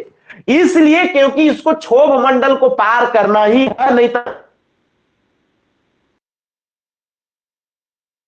टकरात रहेगा, अनवाइल रहेगा, गड़बड़ा। पहले वो कैसू जो है सो क्षोभ मंडल पार करके आओ समताप मंडल में जाओ, समताप में फिर ये सीधे ऐसे चलता है, धीरे धीरे कैसे चलता है। तो ये हवाई जहाज उड़ाने के लिए जो वास्तविक दशा है या वातावरणीय दशा जो है वो कहां होता है, तो समताप मंडल में होता है। आप बात पकड़ रहे होंगे, ओजोन लेयर जो है, ओजोन लेयर जो है, इसी आपको जो है सो यहीं पर आपको मिलेगा सर। और ओजोन मंडल जो है वो आपको ओजोन का जो कंसंट्रेशन जो है, ओजोन की जो सांद्रता जो है, ओजोन की जो अधिकता है जो है, ओजोन जो है, एक ओजोन जो है वो ओजोन को O3 से सूचित करते हैं। ऑक्सीजन के 3 अणु मिल करके ओजोन कब बनाते हैं? ओजोन आपको यहां भी धरती के पास भी है लेकिन बहुत कम मात्रा में। लेकिन ओजोन की सर्वाधिक सांद्रता जो है, संकेंद्रन जो है ओजोन का, 15 से लेकर के 35 किलोमीटर के बीच में होता है। और ये जो है वो सूर्य से आने वाली हानिकारक पराबैंगनी किरणों से हम लोगों को बचाती है। पराबैंगनी, ये हमको लगता है कि आप लोग जानते हैं, बस एक बार रिवाइज कर रहे हैं। पराबैंगनी किरणों से बचाता है। 15 से 35 किलोमीटर आप याद रखेंगे। जब पराबैंगनी किरण क्या होता है, तो पराबैंगनी किरण जो है वो बैगनी किरण का भी जो है सो परे है। सूरज में 7 गो किरण होता है, सूरज में कई गो होता है? 7 गो जो दिखता है। और उसके बाद जो है बैगनी के भी परे होता है, उसको वायलेट के भी परे है। आप भी और समझते हैं ना, VIB, समझ के ना, GYO, इस तरीके से आप जानते हैं कि नहीं जानते हैं? समझ के ना, वायलेट, इंडिगो, ब्लू, आप सब समझते हैं ना, ग्रीन, ऑरेंज, इस तरीके से। तो आपको ये आपको वायलेट के भी उस पार है, इसलिए इसको अल्ट्रा वायलेट रेस कहा जाता है। तो पराबैंगनी किरणें जो है वो सूरज से आती हैं और आकर के जो है वो आपको ओजोन परत में अवशोषित हो जाती हैं और हमारा जो चमड़ी है वो बच जाता है, नहीं तो स्किन जल जाएगा और इवन की आपको जो है त्वचा कैंसर तक हो जाता है। तो ओजोन लेयर में छेद भी हो रहा है सर। ओजोन लेयर में छेद को लेकर के जो है 1987 ईस्वी में जो है मॉन्ट्रियल प्रोटोकॉल हुआ है सर। मॉन्ट्रियल प्रोटोकॉल हुआ है 1989 से, ये लागू हुआ है सर, 1989 से लागू हुआ है सर। ओहो, बात पकड़ रहे हैं कि नहीं? बात पकड़ रहे हैं। 1987 में मॉन्ट्रियल प्रोटोकॉल हुआ, 1989 से ये क्या हुआ? लागू हुआ सर। 1992 में भारत जो है, जून 1992 में भारत जो है मॉन्ट्रियल प्रोटोकॉल पर साइन किया और भारत जो है वो आपको इसको माना। मॉन्ट्रियल प्रोटोकॉल ओजोन लेयर में जो छेद हो रहा है उसको बचाने के लिए है। मॉन्ट्रियल प्रोटोकॉल क्या है सर? ओजोन लेयर में जो छेद हुआ है उसको बचाने के लिए है। कुछ बातें हैं आप जानते रहिए, आगे की बात बताते चलते हैं। तो ओजोन लेयर से संबंधित बात हो रहा है सर। ओजोन मंडल की सांद्रता कहां है? ओजोन ओजोन सबसे ज्यादा कहां मिलेगा? 15 से 35 किलोमीटर के बीच में। ओजोन कहां सबसे ज्यादा मिलेगा? 15 से 35 किलोमीटर के बीच में। क्षोभ मंडल में मौसम संबंधी सारा दशा होगा। इसके बाद हवाई जहाज उड़ेगा समताप मंडल में, क्योंकि टेम्परेचर लगभग लगभग यहां पर समान होता है, बहुत ज्यादा यहां पर तापमान जो है घटता बढ़ता नहीं है, इसलिए यहां जो है सो दाब प्रवणता भी नहीं होता है, और दाब प्रवणता नहीं है मैंने प्रेशर में डिफरेंस नहीं है, तो इसलिए इसको समताप मंडल कहा जाता है। मध्य मंडल में जो है वो आप फोटो देख रहे हैं सर, उल्काएं आपको जलता हुआ प्रतीत हो रही हैं। यहां पर सफेद जो देख रहे हैं वो उल्काएं जलती है सर। एग्जाम में सवाल पूछा जाता है कि उल्का पिंड जो है आती है तो मेसोस्फीयर में, मध्य मंडल में सर। और मध्य मंडल जो बोले तो, मध्य मंडल बोले तो 50 से 80 किलोमीटर के बीच में होता है। तो 50 से 80 किलोमीटर के बीच में जो है, 50 से 80 किलोमीटर के बीच में मध्य मंडल होता है, और मध्य मंडल जो है वो आपको यहां पर उल्काएं जल जाती हैं। उल्का जो है वो जलने का काम होता है। उल्का जल गया मध्य मंडल में, तो 50 से 80 किलोमीटर में उल्का यही कहला के जलता है सर। इसलिए क्योंकि मध्य मंडल के ऊपर हवाएं इतनी विरल है कि उल्का से उसका जो है वो संघर्ष नहीं होता, उससे उस मंडल के ऊपर हवाएं बहुत विरल है। जैसे ऊपर जा है गुरुत्वाकर्षण का प्रभाव चला जाता है, और जो है उस ऊपर विरल जाती है। इस सतह के नजदीक जो है वो हवाएं सर्वाधिक जो है सघन हो जाते हैं, हवाएं क्या हो जाती है सर? विरल हो जाती है। इसलिए जो है मल में ही आकर के जो है क्या होती है? जलना प्रारंभ। बात आप पकड़ रहे होंगे सर। इसके मंडल है बाह्य मंडल जो है, यहां पर आपको जो है बाह्य मंडल, और सबसे ऊपर में क्या है सर? बहिर्मंडल। बहिर्मंडल माने सबसे ऊपर, बहिर्मंडल माने सबसे ऊपर, बहिर्मंडल माने क्या है सर? सबसे ऊपर। क्या है सर? बहिर्मंडल माने सबसे ऊपर। बात समझ रहे हैं? नहीं समझ रहे बात के? बाकी बेसिक बात हमको लगता है कि आप समझते हैं, तो थोड़ा सा आगे बात कर ले। यदि आप बस 2-4 मिनट 5 मिनट जल्दी से बात कर ले कि बेसिक बात कब क्या पूछे टीचर, लोगों को कोई गारंटी नहीं है। सहायक आचार्य में नाइट्रोजन वायुमंडल में सबसे आपको अधिक 78% होता है सर। ऑक्सीजन 20.95%, इसको 21% मोटा मोटी हम लोग समझते हैं सर। आर्गन है 0.93 है, यानी नाइट्रोजन के बाद आर्गन है, और नाइट्रोजन ऑक्सीजन और आर्गन मिलाकर 9% हवा बना, इनको 99.9% हवा जो है वो आपको यही 3 को मिलकर नाइट्रोजन, ऑक्सीजन और आर्गन, ये तीनों, ये मात्रा जो है। इसके बाद कार्बन डाइऑक्साइड 0.3%। तो इस तरीके से आप कार्बन डाइऑक्साइड को भी जाए। इसके बाद neon, helium, krypton, जेनन, sir neon, krypton, जेन।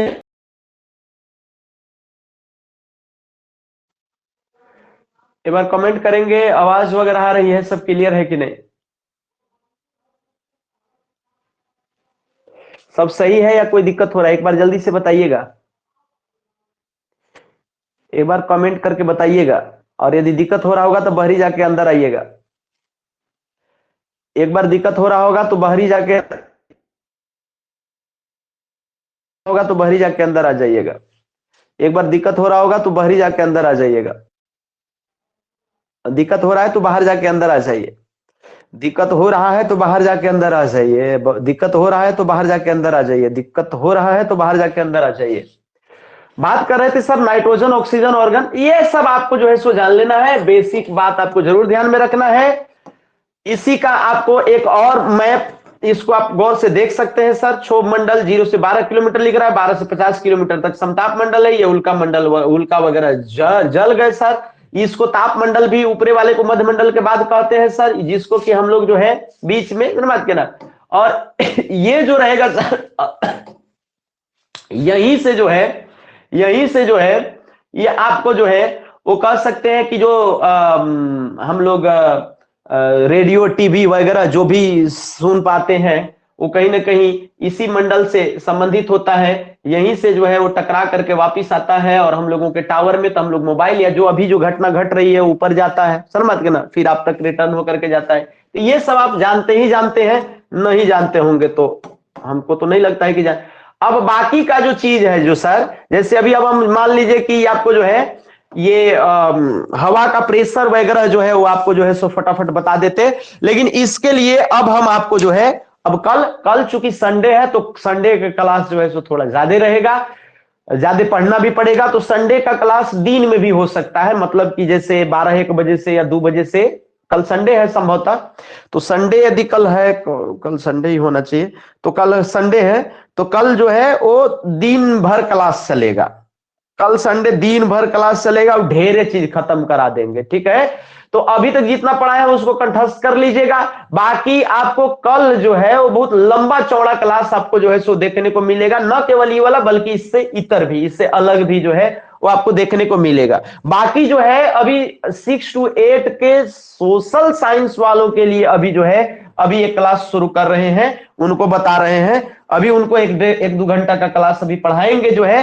तो इसलिए जो है जो सोशल साइंस वाले होंगे वो आपको वो 6 to 8 वाले वो 5 से 7 मिनट बाद जो है सो जुड़ेंगे, हम मैसेज डाल देंगे 5 से 7 मिनट बाद, माने 10 मिनट के अंदर ही जुड़ेंगे, हम थोड़ा पानी वानी पी ले, इसके बाद फिर हम शुरू करेंगे आपका जो है सोशल साइंस का ये वाला जो पोर्शन है, ठीक है। सोशल साइंस फट से आप लोग जुड़ ही जाइएगा, 10 मिनट बाद साइंस वालों की क्लास होगी 1 to 5 साइंस और ये वाले लिटरेचर, और सोशल साइंस वालों से अभी मिलेंगे 10 मिनट बाद।